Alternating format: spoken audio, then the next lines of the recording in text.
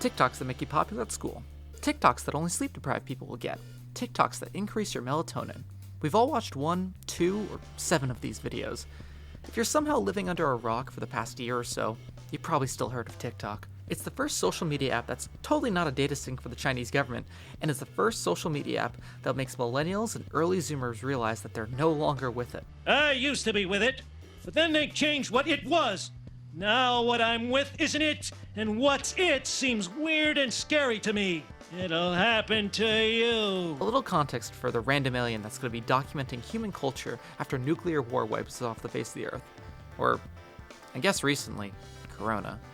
TikTok proves that Darwin was right and God is dead by being the unholy evolution of Musical.ly.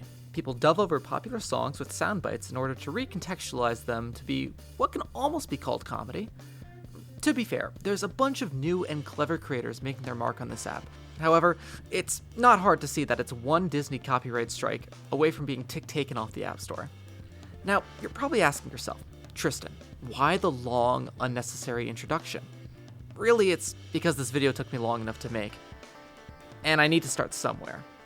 It also helps explain how woefully underprepared I was for the task that I set out for myself. You see, I was away for streaming for about a month, home for the holidays with my family in December. I thought it'd be the perfect time to see what the damn kids were up to these days, and how easy or difficult it was to gain notoriety on this new app. I set up a challenge. I had 30 days between December and January to post whatever I could think of. Since I was going in completely blind, only knowing TikTok humor from YouTube compilations I've seen, I set what I assume were reasonable goals. I set out to gain 100 followers, 1K likes, and 10K views. As I had never been consistent with my streaming due to constantly moving houses, I thought this would be also the perfect time to show the benefits of a consistent uploading schedule. So I downloaded the app and immediately made my first video. This one goes out to all the 65 plus crowd on SoundCloud. Not gonna say much. Shout out Jet Will. He gonna take over on the mic. Old ladies suck. Okay, boomer, okay, boomer, okay, boomer, okay, boomer. Obviously, I had a long way to go. Looking back at my first video, I can point out a couple major flaws off the bat. First, my camera quality is awful, which is a combination of my 6-year-old phone showing its antiquated tech and having zero understanding on how to light my shots. But it did hold some promise, as it did far better than I expected, receiving 100 views, 28 likes, and 2 follows right off the bat. Wow, 2 followers on the first day. This should be an easy challenge, he thought. Wrongly. The next video was a complete flop. Apparently, TikTok boosts your first video when you make a profile as a way to lure you into this false sense of security and believing that even you have what it takes to become a TikTok star. These are the video stats, aka the crushing reality. The rest of the week, videos 3 to 7 showed just how unpredictable the TikTok algorithm felt when I first started out. The views all look the same, but the likes and follows that come after it are all over the place. Knowing nothing about the site, I was just jumping on whatever trend I saw and trying to ride the wave the best I could. Okay, we're now a quarter of the way through the challenge. I'm sure we're well on our way to our goal. Oh no. Yeah, week 1 definitely showed me that I had a lot to learn if I wanted to get anywhere close to beating this challenge. So, I decided to get serious. Week 2 is where I put more time into my TikTok to make it look good. Taking spaces in my house that don't look like I live in some kind of dungeon, and trying to compensate for the fact my phone camera was developed during Obama's first presidency. The week started off strong, with our first video reaching 1K views. Here are the stats from that video and the rest of the week. Kinda low, but better than week 1. However, the final day of week 2, I decided to try something new. A double post. Throughout the week, I had seen TikTok creators post multiple times a day. Sometimes, I saw the same creator 2 or 3 times on my For You page because they would post up to 6 times a day. This goes back to the age-old question of quality versus quantity. Except in this case, people were marrying quantity in Vegas and putting 2 in the back of quality's head. Old Yeller style. As I had already done one TikTok that day that received less than insane attention, I didn't see any harm in posting a second one. Really low effort. The hot trend at the time was Lego Star Wars, a childhood favorite of mine, so I thought I'd whip up something quick for that. A healthy reminder. This bitch walked.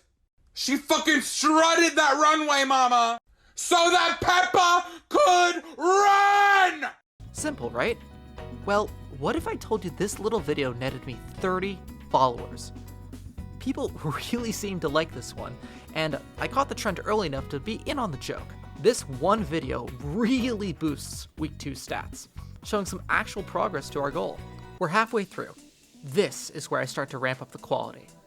First, week 3 was the time where I went back to college, which means I had my lighting equipment to get a more professional feel to my videos.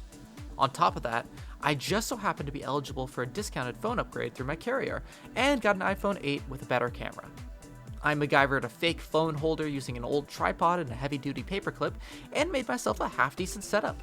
This one was definitely a hit or miss in terms of numbers. We had some decent, solid views and some less than stellar numbers. It's here where I start gaining some traction and come up with my theory of just how the TikTok algorithm works. The basics are simple. Using the For You page, TikTok takes every video created and shows it to a select number of viewers. If enough people engage with it through likes, multiple views, etc., then they show it to more and more people and the cycle continues. Essentially, when you're starting out, your goal should be to impress those first 100 or so people. Alright, week 4. We're getting down to those final 8 days of the challenge, and I'm getting worried about hitting those goals. I was 132 views away and 43 likes away from those 2 original goals. The most daunting goal was the follower one, still needing 36 to hit the 100 in time. My videos seem to be netting interest, just not enough to follow. It's almost like if you made it this far into the video, you should just hit that subscribe button and turn notifications on for the next one. Huh. Getting back to the challenge, I thought about implementing a new strategy. For this last week, I was going to become a content machine, turning out 2 to 3 videos a day in order to grind out these goals. I would come home from work, film a TikTok, post it, and then pre-film the next one for the next day. That night, I took some stream highlights and edited them so they fit TikTok sizing, and tried that out. By the weekend, here's where we were. Alright, we've successfully hit 2 of our 3 goals, and with only 1 day left in the challenge, I had to come out with a banger. That Saturday, I made the biggest content push so far. 6 videos in 1 day to wrap up this challenge. Here's the result.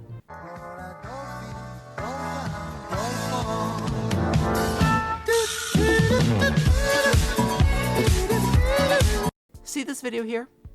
It's not unlike any of the other ones I've made throughout this challenge. A little twist on a current trend with a Drake and Josh reference thrown in.